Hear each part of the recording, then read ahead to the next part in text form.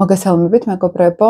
მინდა გესაუბროთ დღეს ასტროფსიქოლოგიაში, როგორ მუშაობს ქალის და კაცის მოდელები, რომელიც მე მთელ ცხოვრებაზე ახდენს გავლენას და მინდა რომ ცოტა ჩავშალო ეს თემა და უფრო კარგად აგიხსნათ. და ვისაც ასტროლოგია უყვარს მაგალითად, ან თუნდაც ფსიქოლოგიაში უნდა ნენელა გაერკვეს ასტროლოგიის დახმარებით მოდელებში. ეხლა ჩვენ არ გვაქვს საუბარი, რა თქმა უნდა, იმ ასტროლოგიაზე, რა გველის სად გვაქვს წარმატება და სად არ გვაქვს წარმატება. ეს არის ფსიქოლოგია, როგორ შეგვიძლია ასტროლოგიის დახმარებით შევიცნოთ ფსიქოლოგიურად ჩვენი თავი და მე ფსიქოლოგიაში გადავიდეთ და დავამუშაოთ ეს ყველაფერი, ხო? ანუ ფაქტიურად ასტროლოგიაში შეგვიძლია ძალიან სწრაფი დიაგნოსტიკა, ძალიან სწრაფი მიგნება საკუთარ თავში.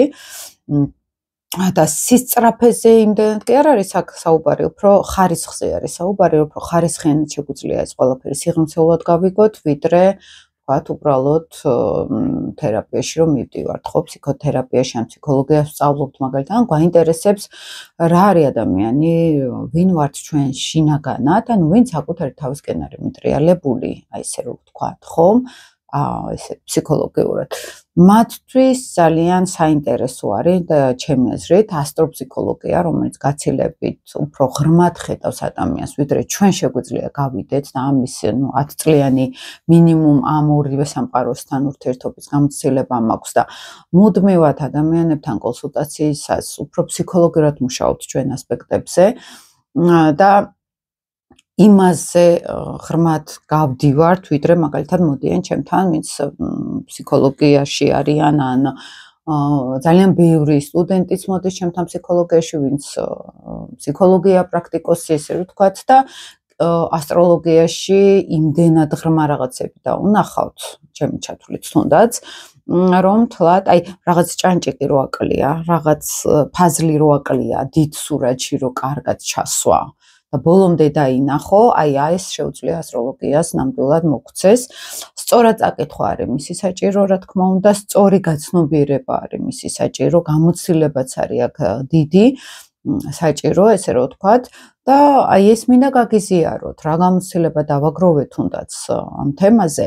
სხვათა შორის ერთი სანამ უკვე გადავალთ, სულ მოვიწყდება ხოლმე, რომ იქნებ დალაიქოთ, იქნებ მოიწონოთ ეს გვერდიც გვერდი კი არა, YouTube არხი დამემატოთ, კომენტარები დაწეროთ, რომ უფრო ფართო გახდეს საზოგადოებისთვის. მესმის, რომ ჩემი ვიდეოები არ არის ყველასთვის. არ არის პოპულისტური ასტროლოგია, არ არის პოპულისტური ფსიქოლოგია.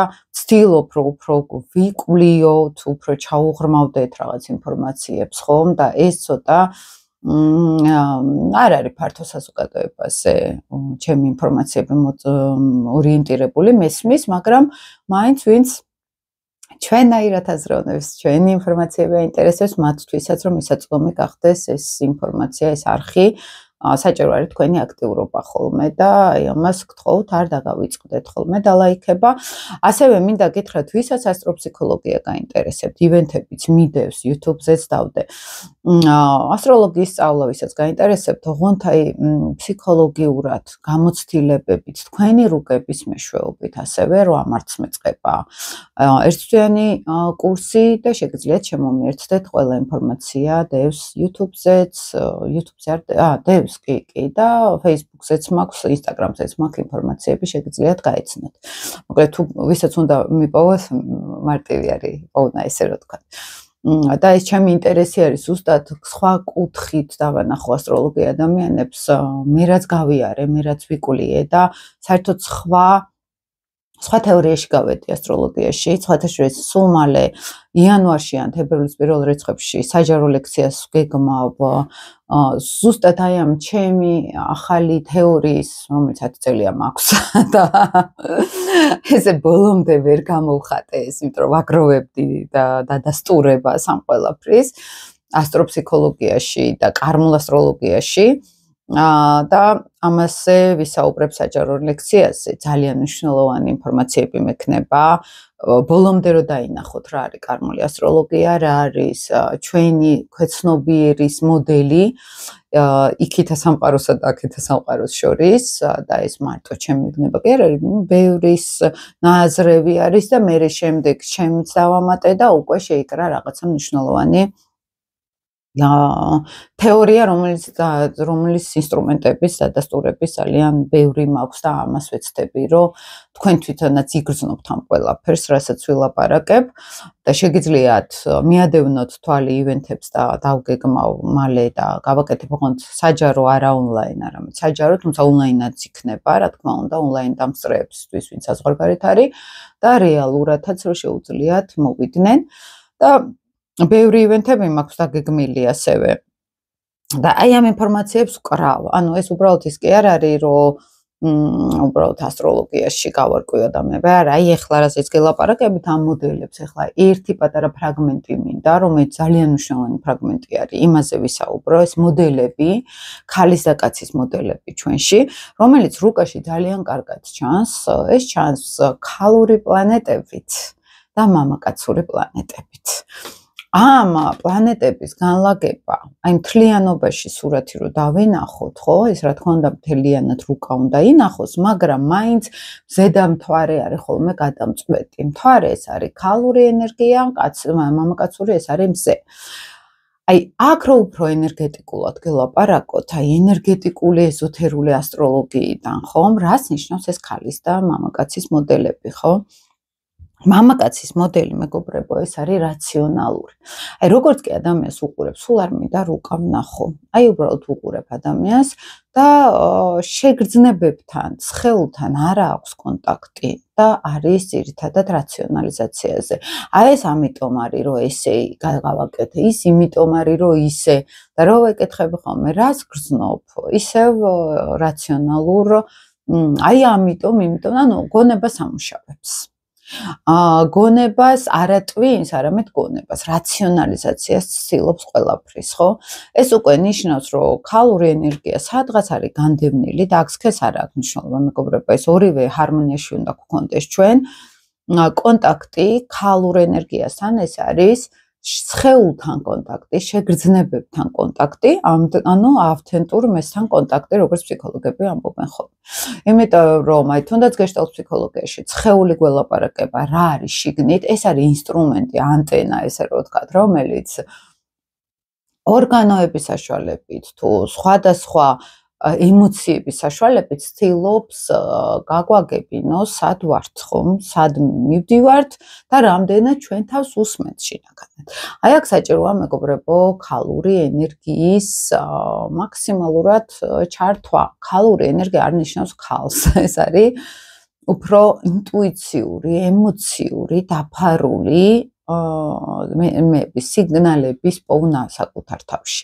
რაციონალიზაცია ეს არის მამაკაცური ენერგია, რომელიც არის მოქმედებაზე ორიენტირებული, ბრძოლაზე ორიენტირებული, ანალიზზე ორიენტირებული, ერთიც საჭირო არის და მეორეც. და როდესაც ეს არ ხდება, ან ადამიანი, რომელიც მაგალითად მხოლოდ ემოციურ საწყისში არის ჩართული, ხო?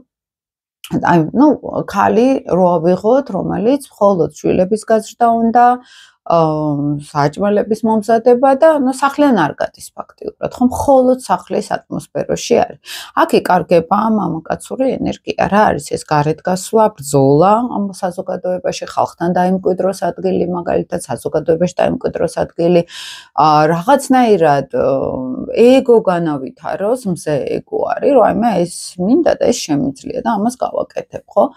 და ისეც დაკარგული ენერგია არის ქალისთვის, რომელიც სულ სახლში ის მაგალითად. და ისიც დაკარგული ენერგია არის ქალი, რომელიც მხოლოდ კარიერაში არის, მამაკაცურ ენერგიაზე ზის, რომ აი იბრძვის ყველგან ბიზნეს ქალი არის მაგალითად, რომელსაც არ აქვს ოჯახი, არ ყავს ოჯახი, ან შვილებთან დიდად არ სიამოვნებს ურთიერთობა, ან საჭმელები ესე პირობითად ვამბობს. იმიტომ რომ ეს არის ზრუნვის ენერგია, ხო? მე რაღაც დაპურება რა არის, უსაფრთხოების განცდა არის შვილებისთვის.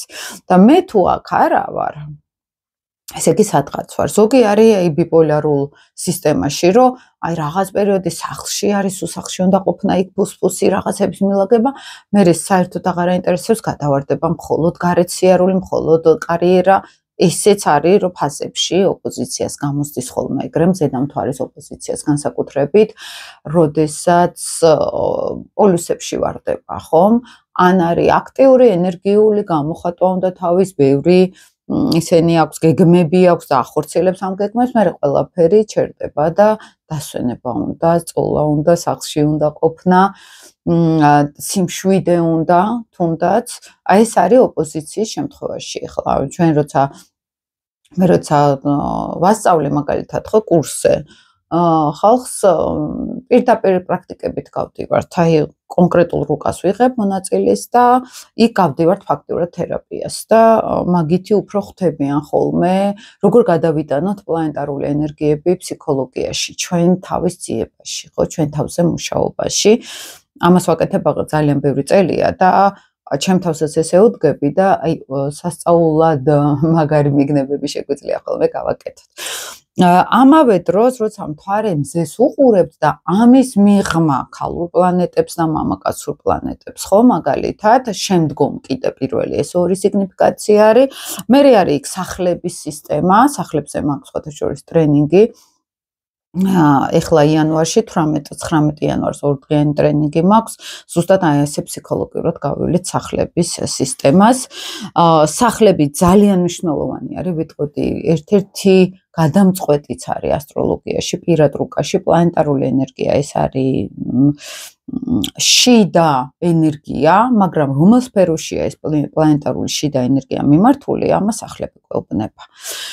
და ეს ძალიან მნიშვნელოვანია და აი ამ სახლებს კიდევ აქვს ასევე ქალური ენერგია თუ კაცური ენერგია, აქტიური თუ პასიური ენერგია. ამ სახლებშიც უნდა იყოს მესიჯები, მოდით ესე ვთქვათ, სად არის ჩვენი ენერგია გადანაწილებული. და როდესაც მაგალითად ძალიან რაციონალურ მამაკაცურ ენერგიაზე ვზივართ, იქ შეიძლება გამოვლინდეს ქალური პრობლემები, იქნება ეს რეპროდუქციული, იქნება ეს ემოციური, ნერვოზული ფონი. იქნება ეს კაცებთან დაუბალანსებელი ურთიერთობა. კაცების შემთხვევაშიც მინახავს აი ძალიან ფემინური ენერგია რო აქვს შინაგანად, ხო? და ფემინური ენერგია ეს იმას ნიშნავს, ხა ქალშიც მინახავს ძალიან აგრესიული კაცური ენერგია და საერთოდ რო საკუთარ თავში უარყოფს ქალის ენერგიას.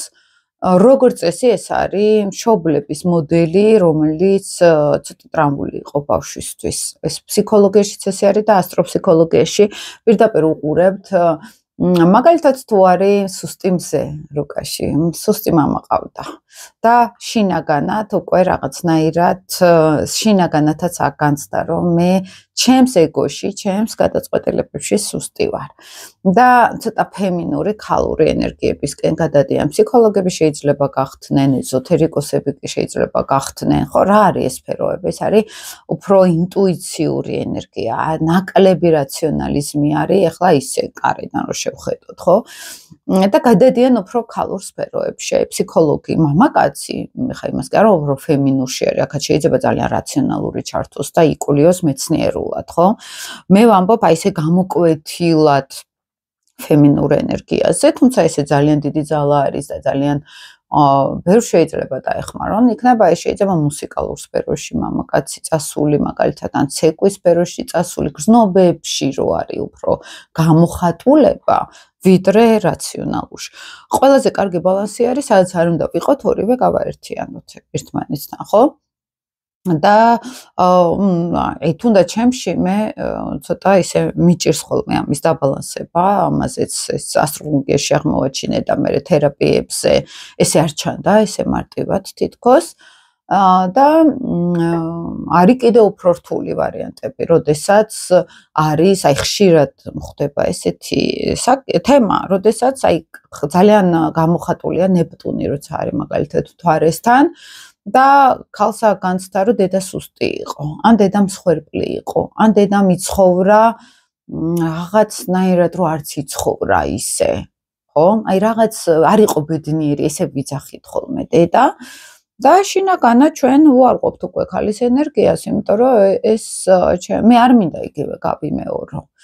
და როგორ რაღაც ემართებათ იცით, რომ მამაკაცებთან მაინც საბოლოო ჯამში დედის მოდელზე ჩდებიან, ნეპტუნი მაგალითად, ცოტა ილუზიაში ვარ, ცოტა სუსტი აღმოვჩთი მაინც კაცთან დაუთმებევრი რამე, მაგალითად, ხო, ანუ იგივე ხდება, რაც თითქოს დედასთან არ მომწონდა, მაგრამ დანარჩენ ცხოვრებაში შეიძლება მამზის ენერგიაზე იჯდეს. ეხლა ძალიან ისე ფსიქოლოგიური ზოგადი მოდელებით გელაპარაკებთ. რა თქმა უნდა, ეს პირად რუკაში ჩანს ეს ყველაფერი, მაგრამ თუ ახლა რუკა არ ვიცით, ხო, ჩვენ შეგვიძლია ჩვენს შინაგან სამყაროსთან დავამყაროთ კონტაქტი. სად ვართ ჩვენ? ქალის მოდელში ვართ თუ კაცის მოდელში? თუ ახლა მაგალითად ყველაფერი გვაქვს აკიდებული ჩვენ თავზე, ოჯახის რჩენა მაგალითად რო არის ხოლმე ესეთი, ან კარიერაზე ვარ ორიენტირებული, ესე იგი მე არ მაქვს იმედი, როგორც ქალს, რომ მამაკაცი ბოლომდე ჩემთან დარჩება. ესე იგი იქ რაღაც პრობლემა არის, ხო, რუკაში რაღაც გათამაშება, რომ დედ მამასთან უნდა გავაცნობიეროთ, ის კი არა როგორები იყვნენ მშობლები. შეიძლება ძალიან კარგები იყვნენ, მაგრამ ჩვენ რა მივიღეთ ამ მშობლების მოდელებისგან, ხომ? ზოგჯერ ძალიან კარგი მშობელი, უფრო ტოქსიკური შეიძლება იყოს ჩვენ ცხოვრებაში, ვიდრე ძალიან ცუდი მშობელი, ესეც ხდება. ეს პრაქტიკებში შევხვედრი ვარ პირად რუკაში, იქ დამინახავს, ისეთ რაღაც დამინახავს, რომ წარმოდგენა რო ქონდა მაგალითად, ვისაც რუკას ვუკეთებდი და ფსიქოლოგიურად ნენელა მივედით და ხშირად ქონდიათ ხოლმე გაგვირვება, რომ ეს საერთოდ არ ვიცოდი. მე საერთოდ სხვაგან ვეძებდი პრობლემას. მეც მქონდა მსგავსი იდეალიზირებული, რომ ყველაფერი კარგად არის და აღმოვაჩინე, რომ ზუსტად ეგ იყო ჩემი პრობლემა, რომ მან ყველაფერი კარგად რატომ ეგონა, მქონდა მშობლებთან, მაგალითად, რომელიღაცასთან, ხო? ესე ზოგჯერ პრობლემა არის. ანუ რუკა გვაჩვენებს მეგობრებო, სინამდვილეში რა ხდება და არა რომ ჩვენ სადღაც კომფორტს მივეჯაჭვეთ და გგონია, რომ აქ ოკეია ყველაფერი, ხო? ესეთი რაღაცებიც ხდება. ამიტომ მე რუკას ვიყენებ აი ამ ფსიქიკის ლამაზ ილუზიებთან გასამკლავებლად, რომელიც ილუზია არის, ან ნეგატივთან გგონია, რომ აი საშინელება იყო მშობელი და ვუყურებ და იქ პირიქით რაღაც ძალიან ბევრი კარგი რამე ასწავლა ამ მშობელმა, ოღონდ ცოტა ცუდი უხეში ფორმით სიტყვაზე. და მანდაც ხდება ხოლმე რაღაცნაირად გადაფასება, იცით, რა მოხდა სინამდვილეში, ჩაღრმავებას ვახდენთ და აი მე რო ვეკითხები, აი ხა რაც გითხარი, აი ამას გრძნობ შენ, რომ აი აქ ბოლომდე ხარ, წამოსული ხარ ბოლომდე ამ ენერგიასთან და აი კი, აი ხა ვგრძნობ, რომ ეს ნამდვილად ესე არის, ესე იგი ხვდები, რომ მან იგრძნო სინამდვილეში რა ხდება და ეს ცუდ კარგის თემა ცოტა იბლარება მე, იცით, აი საერთოდ სხვა მნიშვნელობაში გადავდივართ ხოლმე, მაგრამ რა არის აქ მნიშვნელოვანი, რომ აი ეს ასპექტები, რაც ჩანს რუკაში, ან ჩვენში, როცა ვფიქრობთ ამ ყველაფერს, ხო, სად ვარ, ქალის მოდელზე ვარ თუ კაცის მოდელზე.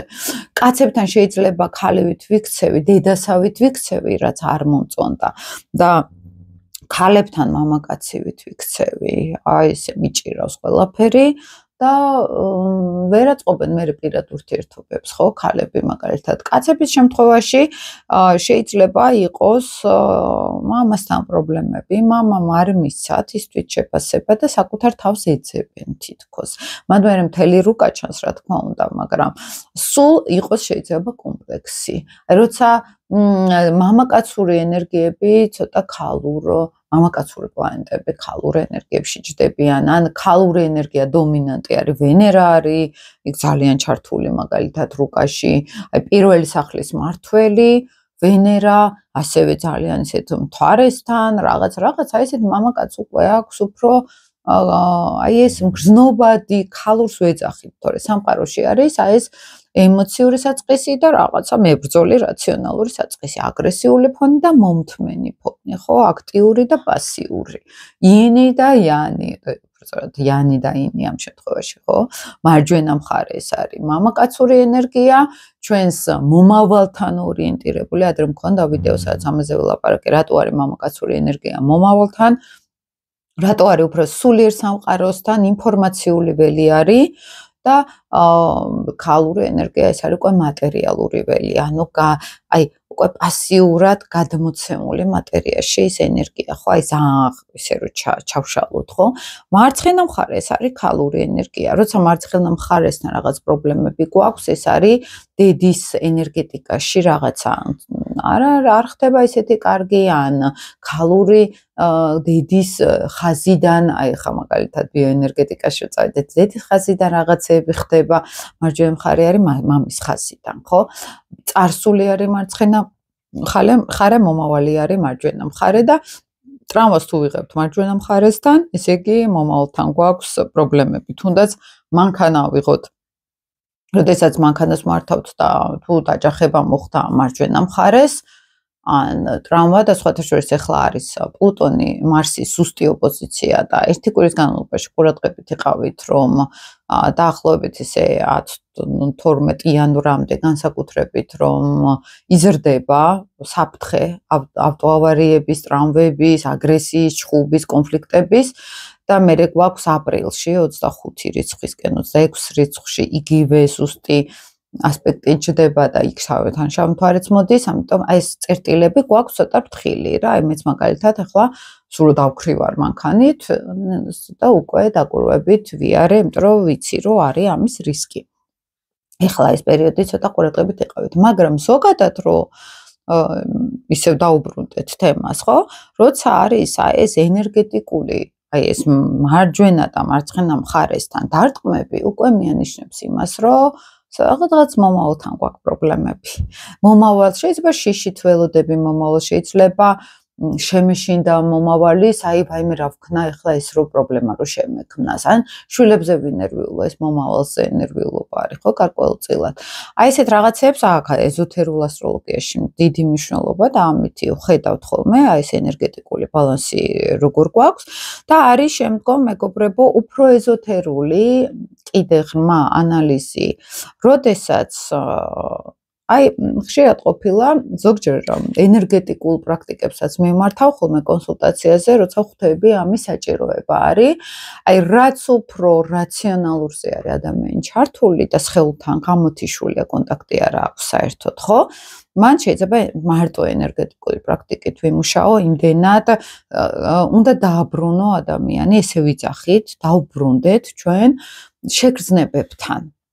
იმიტომ რომ შეიძლება ველაპარაკო რაღაც მნიშვნელოვანს ვეუბნები ადამიანს, შეიძლება არ აქვს კონტაქტს, საერთოდ ვერ გრძნობს რას ვეუბნები და ცდილობს გაანალიზოს. და არის რაღაც ინფორმაციები, რომელიც გაანალიზება არა უნდა შეიგრძნო, არის ინფორმაცია, რომელიც შეგრძნება არაფერს არ მოგცემს და უნდა გაანალიზო. აი ამაზე გვაქვს ლაპარაკი, მე ესე იშლება, ხო ხვდებით, რაციონალურსა და შეგრძნებას დონეზე იშლება ეს ენერგიები და აი როცა ენერგეტიკული, აი კონტაქტით საკუთარ სხეულთან ესე თერაპიული მიდგომა გქონია და აი ყოფილა ესეთი რაღაცა, რომ ხანდახან არის ესეთი პრაქტიკა, როდესაც უნდა ვიგრძნოთ, მაგალითად ზოგჯერ საერთოდ რო შეგრძნება, რას გრძნობ ვეუბნები და არ ისმის, მე მივდივართ, მეც ვიყავი მანდ ერთ დროს და მარტივი შეგრძნებები, აბა გულს თუ გრძნობ, აბა ეხლა ხრებს თუ გრძნობ, აბა სადმე ხო არა გაქვს სხეულში დაძაბულობა, კისერთან რა ხდება და აი კონცენტრირებას ვაკეთებინებთ, რომ უბრალოდ ყურადღება მიაქციოს სხეულს, ხო? და ეს სხეულის ენერგია, ეს მატერიის ენერგია, დედის ენერგია, პირობითად დედის, და შემიძლია დედამიწასთან გავდივართ და განსხეულებასთან გავდივართ აქ, ხო? და ხშირად ყოფილა ვინ ძალიან რაციონალურად არის, აი ზედა ჩაკრებში, აი ძალიან სულიერებაში, ძალიან ეზოდ გაბწყინებულები ვართ და ჩვენ სულიერად მუშაობთ თავზე და ეს კატეგორია ეგ ხო კარგია იდეაში, მაგრამ როგორ ხდება იცით, აი ჩაკრების დონეზე ზედა ენერგია რო შეიძლება გქონდეს გახსნილი და ქვევით არ ჩადის ეს ენერგია. და როგორ ხდება იცით, რომ თუ ზევით დარჩა ეს და ქვევით, რატო არის მნიშვნელობა ქვევით ენერგეტიკულ ცენტრებზე ეზოთერული კუთხით რო ვილაპარაკოთ, ხო, გულის ზონაში, კუჭნაწლავის ზონა, ქვედა ორი ჩაკრა მერე და ფეხებში რო გადიოდეს ენერგია და მერე დედამიწას უკავშირდებოდეთ, ხო? და დედამიწას აქვს მყარი ენერგეტიკული ველი, ხა ეზოთერულად რო შევხედოთ. და ეს ცირკულირება უნდა ხდებოდეს, ზევიდან მოდიოდეს ენერგია დედამიწაში გადიოდეს და მერე აი ესე ტრიალებდეს ჩვენში. და თუ გინახავთ ძალიან ესეთი სულიერი ადამიანები, რომელიც პრაქტიკაში ვერაფერს ვერ დებენ და მხოლოდ შეიძლება ვიფრინოთ ჩვენ სადღაც იდეალებში და იდეებში, ხო? ეს ნიშნავს, რომ მიწის ენერგიაში არ ვატარებთ ამ ენერგიას და მიწა რა არის არაცნობიერად, ანუ ვქმნით რაღაცას, პრაქტიკულად ვდებთ. იქნება ეს ნაშრომი დაწეროს ადამიანმა, იქნება ეს თავის სამსახური გააკეთოს, ფირმები გააკეთოს, რაღაც რეალიზება მოახდინოს თავისი ენერგეტიკული ველის, თავისი სულიერი ინფორმაციული ველის, ხო? და აი ხშირად ეს პრობლემა არის, რომ ჩვენ ზედა ჩაკრებში შეიძლება ვიყოთ და ზედა ჩაკრები ფსიქოლოგიურ დონეზე ეს არის დავფრინავთ სადღაც სულიერებაში, მაგრამ ქვევით კონტაქტი არ აქვს არც სხეულთან, არც დედამიწასთან. ამ დროს ეს აი ძალიან კიდევ უფრო ღრმა ეზოთერული კუთხით სადღაც ვართ გაჩხერილი, არც მიწაზე ვართ შემოსულები. აი სული, რომ არც სულიერ სამყაროში, არც დედამიწაზეა, სადღაც არის გაჩხერილი და ყველა ატარებს დროს, ვერაფრის რეალიზებას ვერ ახდენს, ვერაფერს ვერ აკეთებს ისეთ მნიშვნელოვანს, რომელიც შეიძლება დარჩეს, რაღაც დატოვოს, ხო? აქ მარტივ დონეზე მაგალითად. აი ვინ ძალიან ესე ფულზე და მატერიაზე არის ორიენტირებული, მხოლოდ ქვედა ჩაკრები უმუშავებთ და ზედა არ აქვთ. ესე ვამბობთ ესოთერულად. და ზედა ჩაკრებთან როცა არ აი ზევიდან იქ რა არის მე მორალი არ აქვთ, ღირებულებები არ აქვთ არანაირი, ყველას გადაჯეგავენ. ახლა მაგალითად დღევანდელი ქართული ბიზნესი, რომელსაც მთელი ქალაქები ძირითადი ისეთი ბათუმი ავიღოთ ქალაქი და თბილისი, აი მოკლა ქალაქი და საშვილიშვილოდ რაღაც საშინელება გაუკეთა ქალაქს. აი ძალიან ხა ჩემ ემოციას ვეძახი, იმიტომ რომ ძალიან გაბრაზებულები ვართ, ხო? ბევრი არის ჩემნაირად ძალიან გაბრაზებული იმ ყველაფერზე. და ეს ეზოთერული სფეროთი ვამბობთ, რომ ქვედა ჩაკრები უმუშავებთ, მათ ზედა ჩაკრები არ აქვს, სადაც რაღაც აი მორალური ბარიერი არ მისცემდა საშუალებას, რომ მოდი ისე გავაკეთო, რომ სხვებს არ ვავნო. აი ეს მორალური ბარიერები, ეს უფრო ზედა ჩაკრებთან არის დაკავშირებული. გულის ჩაკრიდან იწყებს სიყვარულის შეგრძნება მაგალითად, სხვების დანახვის უნარი, ყელის ჩაკრა ეს არის მე რომ მაღალი ღირებულებები მაქვს და ამას გამოვხატავ, ჩემს შესაძლებლობებს ჰუმანურად გამოვხატავ, ხო? აი ესე ადის უკვე ჩაკრების ზევით. აი ესეც პრობლემა, როცა ზედა ჩაკრები არ აქვს, ან თეიმურაზი, აი ჯაყოს და თეიმურაზის ვარიანტი არის, თეიმურაზი რაღაც ზედა სადღაც დაფრინავს და აი ეს უხეში მატერიალური ენერგია არ აქვს და ჯაყო, რომელსაც არანაირი მორალი არ აქვს, აი ეს ჯაყოების ქვეყანა ვართ ახლა რეალურად. და აი აქ ვიკარგებით სადღაც, ხო? და ეს რო გავაერთიანოთ შინაგანად, ძალიან აი ესე შრეებში წამოყვეთ, ქალურ და კაცურ მოდელებში გადავდივართ მაინც. მთავარი საწყისი აქედან არის. ამიტომ პირველ რიგში ვუყურებ ხოლმე ძალიან მნიშვნელოვანი არის მთვარე მზის ასპექტი და ქალური და მამაკაცური საწყისების პლანეტები როგორ არის განლაგებული.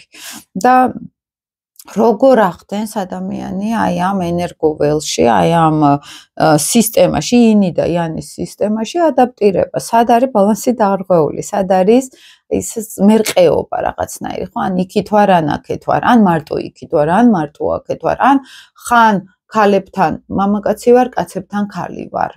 ოღონდ დედის მოდელში ქალი, რომელიც მე არ მომწონდა და რომელშიც მე შინაგანად დავიკარგე აქ, ხო? და მე ხდება რა თქმა უნდა ამ მშობლების მოდელებზე მუშაობა და აქ ერთი ძალიან მნიშვნელოვანი არის მეგობრებო, რომ აი კარმულ ასტროლოგიაში ვამბობთ, რომ ეს მშობლები ვიყავით ჩვენ წინა ცხოვრებებში, აი ამ მოდელებში, ამ ენერგიებში ვტრიალებდით და ზოგჯერ არის ერთი საერთოდ ნათელ კარმასთან არის დაკავშირებული, მეორე ნეგატიურ კარმასთან და აქაც ბალანსი უნდა ვიპოვოთ. სინამდვილეში არის ის, რომ ჩვენი მშობლების რაც მოგწონდა, აი ისიც დავამუშაოთ დედის ენერგიით, თუ მამაში რაღაცა ძალიან მომწონს და დედაში ძალიან არ მომწონს, ხო? სინამდვილეში აქ უნდა ვიპოვოთ, რომ მამის ენერგიით ჩემში დედის მოდელი გადავატრანსფორმირო, მაგალითად უკეთეს ვერსიაში დედას როგორც დავინახავდი, რა აკლდა დედას, რა თვისებები აკლდა, ისეთი რომ ის უფრო რეალიზებული ყოფილიყო. აი აქედან მიხვდები მე რა უნდა გავაკეთო, რომ მე რეალიზებული ვიყო. ანუ ოჯახური ველი გავაუმჯობესო. ჩემი ოჯახური კარმა კიდევ ერთი შანსი ვარ მე, რომ ეს გავიყვანო აი, იცით როგორ ენერგიათ, რომ აი ჩემ მომავალ თაობაშიც იყოს პროგრესი და არა რეგრესი. აი ეს არის ხოლმე მნიშვნელოვანი. რეგრესი არის, როცა მე მოდელებს ან უარყოფ, მშობლების უარყოფას გულისხმობ, ეს ნიშნავს საკუთარი თავის უარყოფას, რა თქმა უნდა, და რო არის ძალიან კარგი ადამიანი და რაღაცა ესეთი მძიმე შვილები ყავს, რომელსაც სიცხლე გაუშვო სიტყვაზე, ხო? ესე რომ ამბობენ ხოლმე რა. ეს ნიშნავს, რომ ის შვილი ჩემში ცხოვრობს შიგნით, რომელიც არ გავხსენი, არ დავამუშავე. სადღაც გადავაკატავე არაცნობილ დონეზე და ჩემი შვილი ვარ მე სინამდვილეში. ჩემი მშობლები ვარ მე სინამდვილეში. არავინ არ არსებობს გარშემო სინამდვილეში. ჩვენ ვართ აქ ყველაფერი. ჩვენი მშობლებისთვის როგორებიც ისინი არიან სინამდვილეში, ხო, ქვეცნობილ დონეზე ვართ ჩვენ, ან მათი ეზოთერულ ასტროლოგიაში ვეძახით, ჩვენი მშობლებისთვის ჩვენ ვართ მათი მომავალი ინკარნაცია. და ჩვენთვის ისინი არიან ჩვენი წინა ცხოვრებები, იდეურად, აი ენერგეტიკულად რო ავიღოთ, თორე შეიძლება საერთოდ სხვა რაღაცა გავაკეთეთ, მაგრამ ფონი იყო მსგავსი. პრობლემები გქონდა მსგავსი, ამაზე არის აქ საუბარი.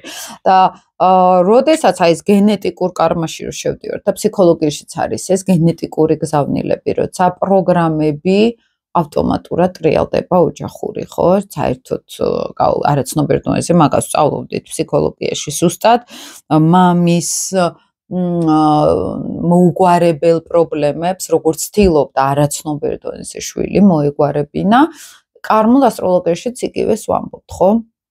ის არის ჩვენი არაცნობიერში ჩასული ის, რომ მე უნდა დავხურო ჩემი მშობლების დაუხურავი პრობლემები. და აქედან ძალიან კარგად შეიძლება ამის, ეს უკვე მაღალი დონე არის, როდესაც მე მამაში არ მომწონს რაღაცა, კი არ ვებრძვი მას.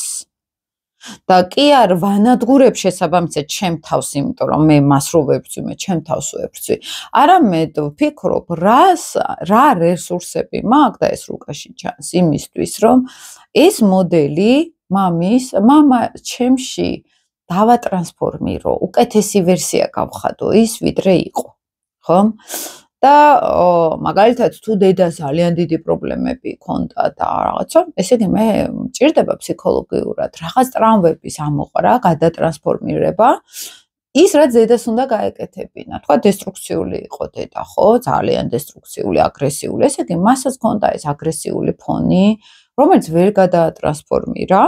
ან დედასთან ბრაზი იყო, რომელიც თავის თავში ვერ დაამუშავა და ის უბრალოდ გამტარი იყო იმ ძიმე ენერგიის, რაც მის დედაში იყო.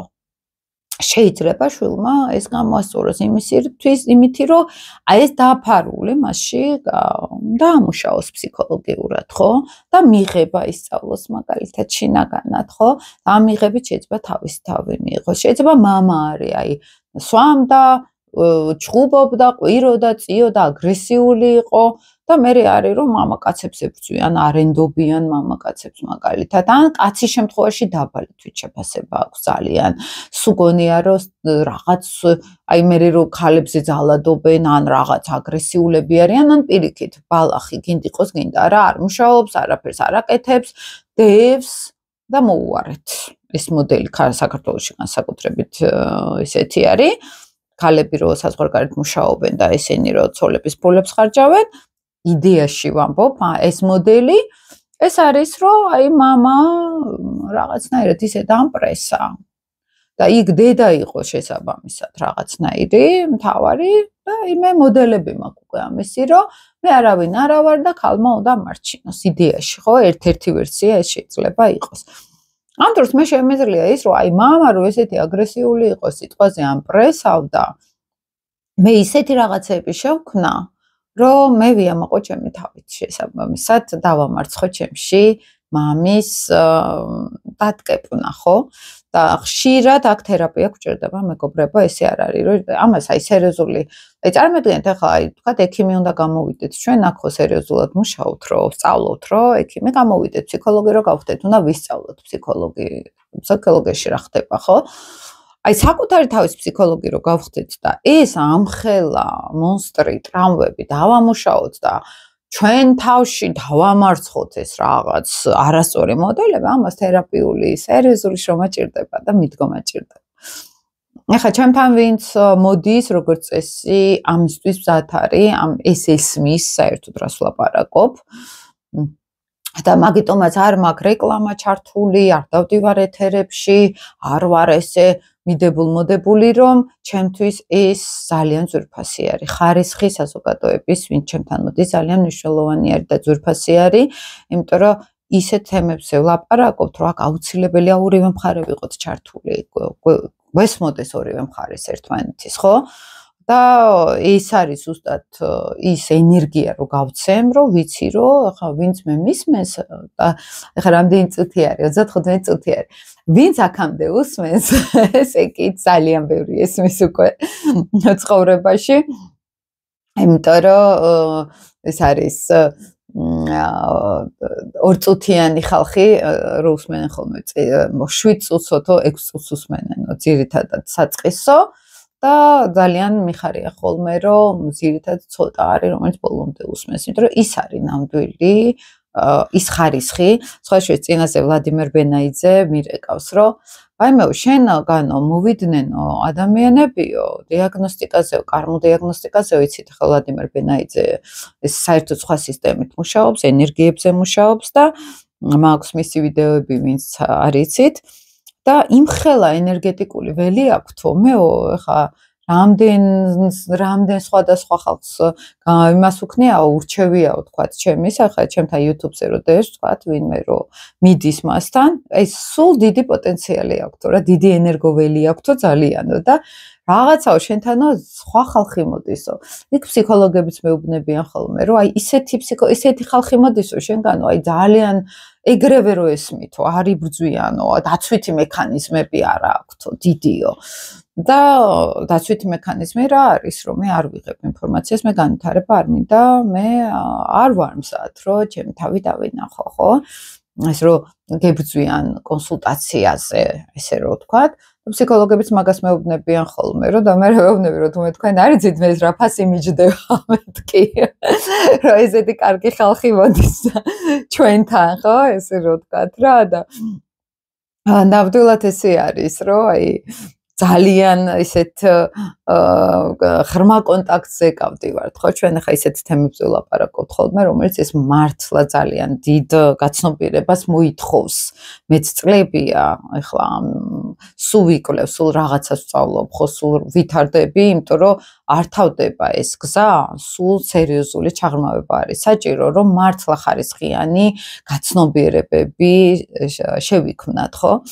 და მე ამას გთავაზობთ, მეგობრებო, აი ამ გაცნობიერებებს გთავაზობთ, თერაპიულ მუშაობას გთავაზობთ თქვენ თავზე, უფრო საკუთარ თავს დაუბრუნდეთ და აი ამ მშობლების მოდელს თუ ჩვენ თავში დავამუშავებთ, ჩვენ თავს ვიღებთ ამ შემთხვევაში და ხშირად არის ხოლმე აი კრიზის რო ეძახიან, ასაკობრივი კრიზის, ფსიქოლოგიაშიც გავდიოდით აი ამ პერიოდს, როცა აი ფრუსტრაცია რო აქვს უკვე დიდი ცხოვრებაში და მე ვერ შევქმენი ის რაც მე მინდოდა ასაკში ემართებათ ხოლმე ეს და განსაკუთრებით ეს რას ნიშნავს იცით რომ საბოლოო ჯამში ადამიანი თავის მეს არ დაეკონტაქტა არ იცხოვრა თავისი ცხოვრებით აი ეს არის ხოლმე აქ მნიშვნელოვანი საკუთარი თავთან კონტაქტით ამ დროს აი ამ თვარის გაღრმავებით აი ამ თერაპიული ფსიქოლოგიური მუშაობით ამ რაციონალურის ჩართვა იქ სადაც საჭიროა სადაც არ არის საჭირო თვარი უნდა ჩავრთოთ სიტყვაზე ხო